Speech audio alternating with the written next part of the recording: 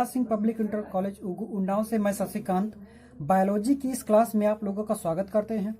और काफ़ी दिनों से ये क्लास ऑनलाइन आई भी नहीं थी, तो हमने सोचा आज फिर से नई क्लास बनाई जाए। तो आज इस क्लास में आपको पढ़ाएंगे परिवहन के बारे में आपको पढ़ाएंगे और समझाएंगे।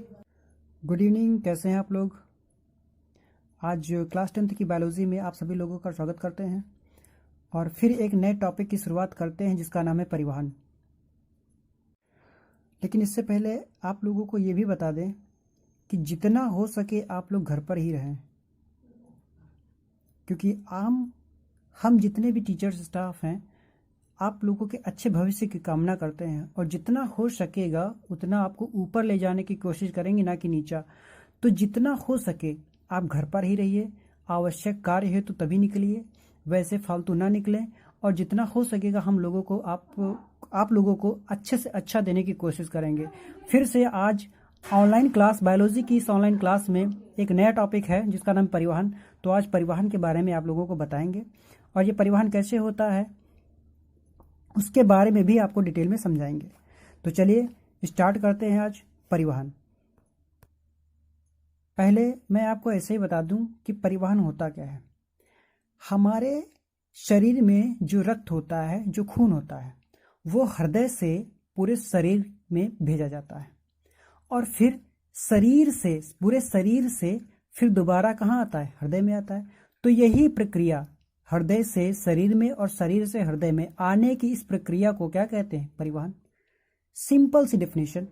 अब इसके बारे में बताते हैं कि परिवहन है क्या।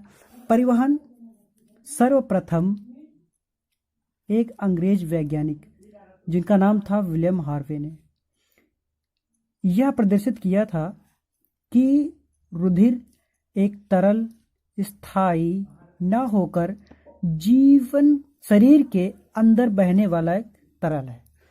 जाहिर सी बात है, क्योंकि गाढ़ा तो नहीं होता है।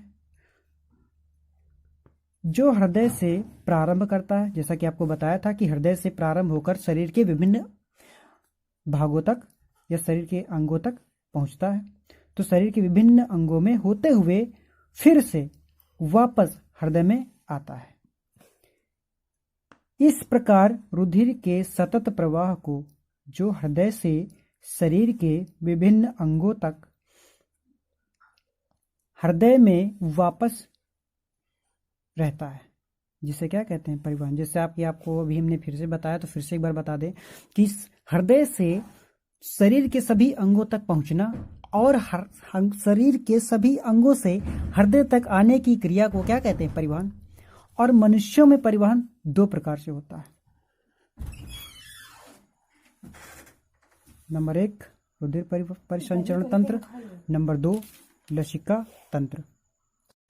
इसके बाद रुधिर परिसंचरण तंत्र। जीवों की जीवित कोशिकाओं को भोजन व ऑक्सीजन मिलना आवश्यक होता है। भाई जितने भी जीव हैं, जीवित हैं, कोशिकाओं को क्या भोजन तो मिलना आवश्यक है, ऑक्सीजन भी मिलना आवश्यक है और साथ में जल भी मिलना आवश्यक है।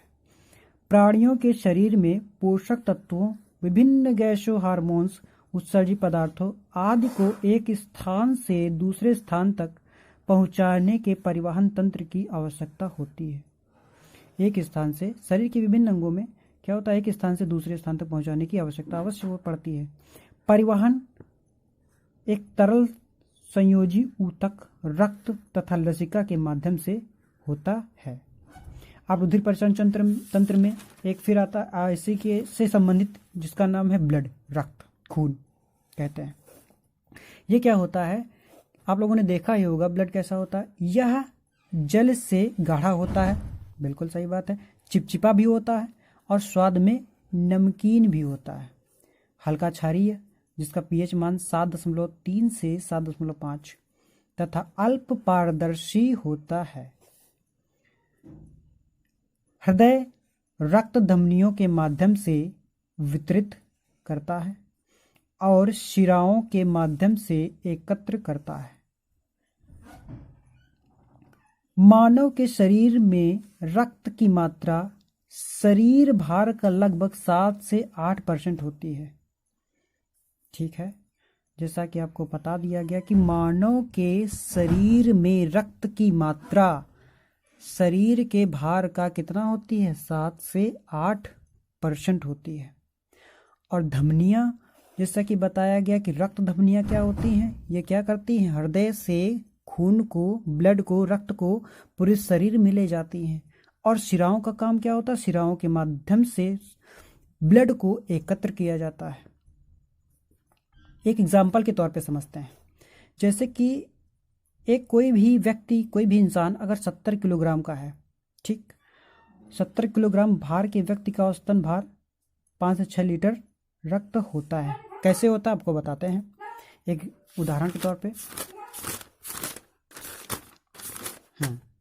मान लो, मानते हैं, माना कि व्यक्ति का जो वेट है 80 किलोग्राम है, और अभी हमने आपको बताया था कि शरीर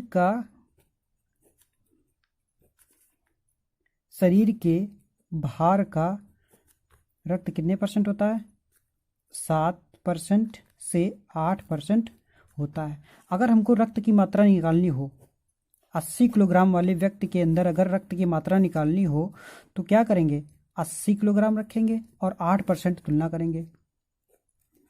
8% रखेंगे, परसेंट रहेंगे, नीचे 100 जाएगा, 0 0 काटेंगे, 2 5 ज़ा 10, 2 4 ज़ा 8,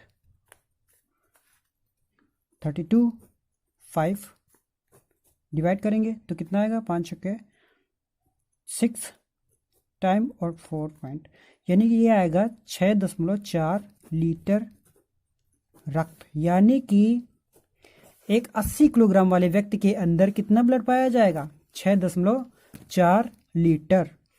अपने भी शरीर का आप निकाल सकते हैं। मान लो आपका वेट कितना है, 40 किलोग्राम, और हमने बताया कितना होता है रक्त, 8%, तो 8% करके देखेंगे, परसेंट रहेंगे, नीचे 100 जाएगा, इसको करेंगे 20 से डिवाइड, 2 टाइम जाएगा, 5 टाइम जाएगा, फिर 16 आ जाएगा, नीचे 5 बचेगा, डिवाइड करेंगे तो कितना, 5 से 15 और 5 दूनी 10, कितना लीटर बना हमारे शरीर में। यानी 40 किलोग्राम का अगर कोई व्यक्ति है तो उसके अंदर रक्त की मात्रा कितनी पाई जाएगी, 3.2 लीटर। समझ में आ गया कैसे निकालते हैं, आप भी निकाल सकते हैं ऐसे, और आप अपने घर के सभी सदस्यों का भी निकाल सकते हैं कि उनके अंदर रक्त की मात्रा कितनी है। ये भी आपको बता दें कि जो मनुष्यों में, यानी जो पुरुषों में जो ब्लड की मात्रा होती है वो स्त्रियों की अपेक्षा ज़्यादा होती है। यानी अगर पुरुष के शरीर में अगर 6 लीटर ब्लड है या 5.5 लीटर ब्लड है तो स्त्रियों में क्या होगा, आधा लीटर कम होता है। समझ में आया, वही चीज़ लिखी है कि लेकिन स्त्रियों में रक्त की मात्रा तुलनात्मक रूप से कम, लगभग 4 से 5 लीटर होती है। रक्त एक तरल संयोजी ऊतक होता है, इसमें तंतु नहीं होते हैं। रक्त का निर्जीव तरल मैट्रिक्स प्लाज्मा कहलाता है। अब ब्लड सबसे ज़्यादा कहाँ पाया जाता है, तो आप कहाँ बताएंगे, ये भी तो है। तो ब्लड की सबसे ज़्यादा मात्रा फेफड़ों में पाई जाती है, ठीक है। ब्लड का पीएच कितना होता है, 7.4 बताएंगे। पूछा जाए ब्लड कैसा है तो एक तरल संयोजी ऊतक है, ठीक। और पूछा जाए कि ब्लड की मात्रा शरीर में कितनी होती है तो 7 से 8% पाई जाती है।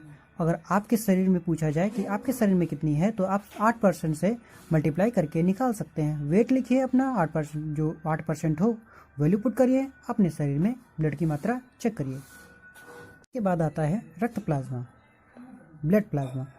रक्त देखो होता क्या है, रक्त प्लाज्मा क्या होता है, रक्त का हल्का क्षारीय पारदर्शी निर्जीव आधारभूत तरल होता है, ठीक। बताते हैं आपको रक्त प्लाज्मा। रक्त प्लाज्मा एक रक्त का ही हल्का क्षारीय पारदर्शी निर्जीव आधारभूत तरल है। यह रक्त का लगभग 55% भाग बनाता है। इसमें जल की मात्रा लगभग 91% होती है तथा शेष अकार्बनिक और कार्बनिक पदार्थ होते हैं। अकार्बनिक पदार्थ कौन से होते हैं, जैसे सोडियम, पोटेशियम, कैल्शियम, मैग्नीशियम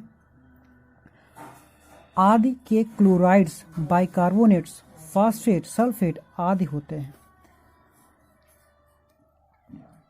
रक्त प्लाज्मा में 7 से 8% क्या होते हैं? प्रोटीन्स होते हैं। रक्त प्रोटीन्स में फाइब्रिनोजेंस, प्रोथ्रोम्बिन्स, एल्बुमिन्स, ग्लोबिमिन्स आदि प्रमुख होते हैं। आज की इस क्लास में बस इतना ही। जितना आप शेयर करेंगे उतना अच्छा होगा। बच्चे देखेंगे, बच्चे पढ़ेंगे, घर में हैं, आराम से पढ़िए, समझिए, और हम आप लोगों के अच्छे भविष्य की कामना करते हैं और आप लोगों के भविष्य के बारे में ऊंची बुलंदियों तक पहुंचने के लिए ये भी कामना करते हैं कि जितना हो सके उतना मेहनत करिए। और हाँ, इस वीडियो के अंत में 5 क्वेश्चन 6 क्वेश्चन आपको देंगे और देखते हैं उसका आंसर आप लोग क्या देते हैं। देखना ज़रूर। और क्वेश्चन थे ये। नंबर 1, रुधिर किस प्रकार का ऊतक है? इसके जवाब अवश्य देना है आपको, बिल्कुल। नंबर 2, रुधिर बना होता है, किसका बना होता है? नंबर 3, मानव में रक्त की मात्रा कितनी होती है? आपके अंदर कितनी है? अवश्य बताएं। रुधिर का अध्ययन क्या कहलाता है? क्वेश्चन नंबर 5, रुधिर का पीएच मान कितना होता है? क्वेश्चन नंबर 6, रक्त परिसरण तंत्र की खोज किसने की थी? हर एक वीडियो के लास्ट में वीडियो के लास्ट में 6 क्वेश्चंस अवश्य देंगे। देखते हैं उसके आंसर आप क्या देते हैं। आंसर्स जरूर देना। पढ़ाई जारी रखिए, पढ़ाई जारी रखिए। शिक्षा ही एक ऐसा हथियार है, ऐसा शक्तिशाली हथियार है जिसका प्रयोग आप दुनिया को बदलने के लिए कर सकते हैं। तो इसलिए पढ़ाई अवश्य करिए। पता नहीं कौन सा हथियार आपके हाथ लग जाए और आपका घर परिवार बदल जाए और आप जिस